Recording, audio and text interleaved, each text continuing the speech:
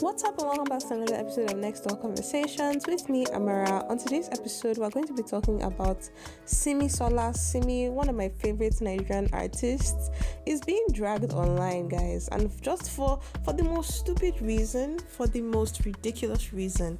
We're going to be talking about how they are dragging Simi over her commentary on rape culture in Nigeria.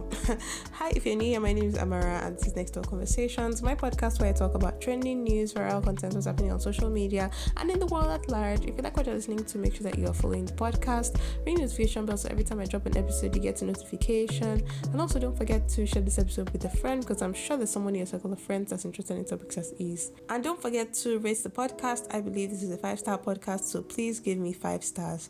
And without too much yapping, let's get straight into today's episode. So I'm sure you've all seen, if you live in Nigeria, I probably am aware that you know about the story of Mirabel. It's been all over the news, like literally on TV, not just on social media. People have been talking about it. This young woman who I don't know, allegedly faked a rape case. She lied and she made a whole TikTok video that went viral. The discussion, poured into X, which is Twitter, and people were talking about it, giving commentary. A lot of people were rightfully angry about the situation. People were speaking up against rape, saying that, rape is definitely not something to joke about. The unfortunate thing that happened, that I noticed happened, because honestly, I wasn't tapped into this story, was my sister that actually made me aware of this story, because I have been sort of AWOL when it comes to social media. But my sister informed me about this situation, and she told me that the initial response that was,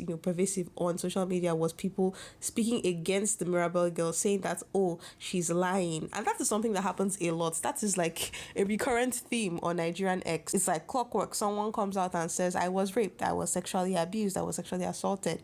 And the men, before they even know who the person being accused is, will say, oh no, she's just a false rape accuser. Oh, she's faking it. It's not real. There are inconsistencies in her story. They're just trying to paint it in such a way that she is lying. It's really sad, because you can't get justice from the police. You can't get justice from, armed officers. Sometimes they're even the ones that are perpetrating the kind of crime. And then now you can't even get justice online. Online used to be the one place where you could come out and, have some sort of release. But now you can't even do that, because people will come and accuse you of lying, even when they have no proof that you are lying. Anyway, but I guess this is not the best example, because it was later proven that the girl was in fact lying. I don't really know if that proof is admissible, because it was a whole thing with very dark man. You know how that guy is. He's always inserting himself in a lot of things that do not really concern him. But yeah, he was able to get a confession from the girl saying that, she was not actually raped. But before we got this confession, a lot of people were out speaking out against rape, sharing their opinions. And one particular person that did was Simi. Now, mind you, Simi was not the only person of influence that actually spoke against rape culture in Nigeria. I know I saw Odumodu Black tweeted, I saw Chacha tweeted, a lot of other people as well, commented on this case, because it was a very insane case. She was talking about how someone came into her own apartment and raped her and actually mutilated her, used a knife to cut her. So it was not something to joke about. It was very gory. Details were very gory. And so the reactions were actually valid, given the information that we were presented at that time. For some reason, the internet, Patriarchy FC specifically, decided to make Simi their scapegoat. So a lot of people were coming out, bashing Simi, saying, oh, I don't even want to repeat the things they said, because I'm not about that. But just know they were coming for her. They were coming for her marriage. They were coming for her intellect. They were coming for her discography, everything.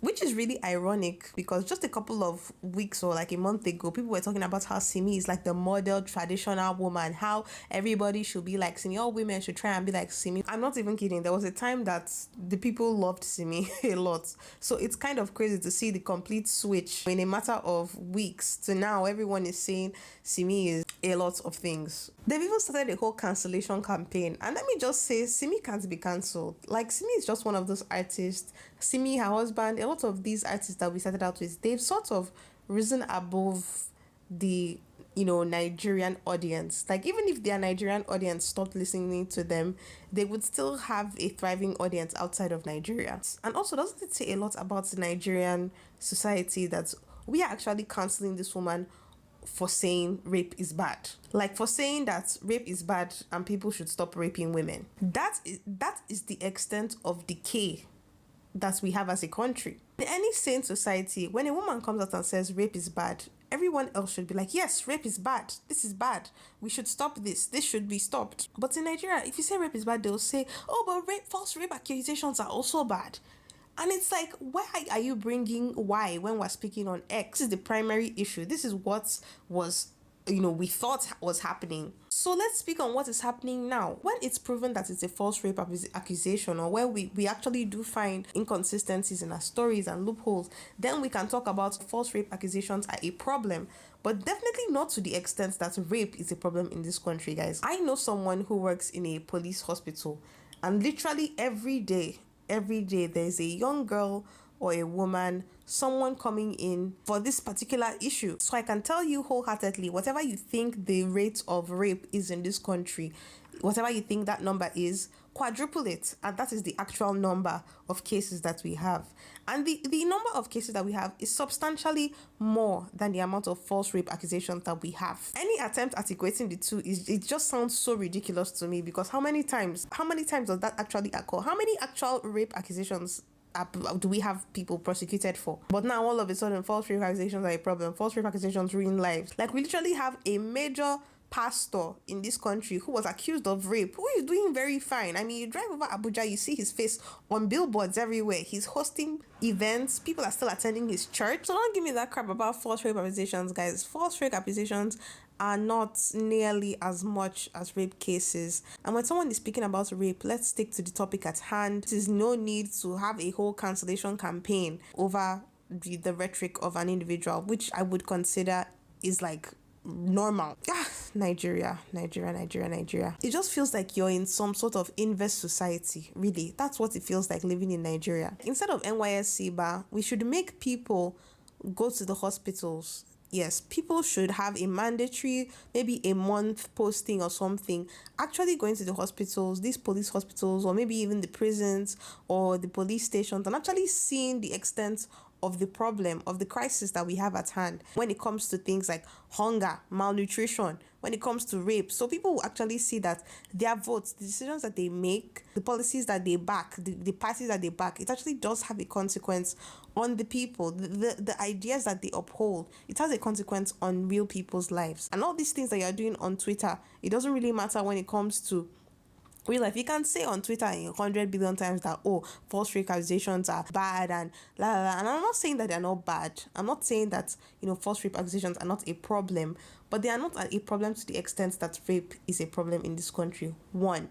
And two, there is in no world should someone being falsely accused of rape, receive the same punishment as an actual rapist. Like, to me, I think rapists should die, especially people that rape children. Pedophiles should die. Like, that, it should be a death penalty, so people know this is a serious offense, and if you do it, you are not deserving or worthy of continuing your life. Your life will end because you have actually, in fact, ruined the life of another individual. And I don't think false rape accusers should get nearly as serious a punishment as that, especially in a case like Mirabel's, where we all know that this was a victimless crime. She did not mention any particular name. It's possible she was having a hallucination, or maybe the event was drug induced. And I have actually tweeted that the girl needs help. She does not need prosecution. She doesn't need to spend another night in jail, like just adding extra trauma on top of the trauma that she already has. No, she needs help. She needs rehabilitation. She needs therapy.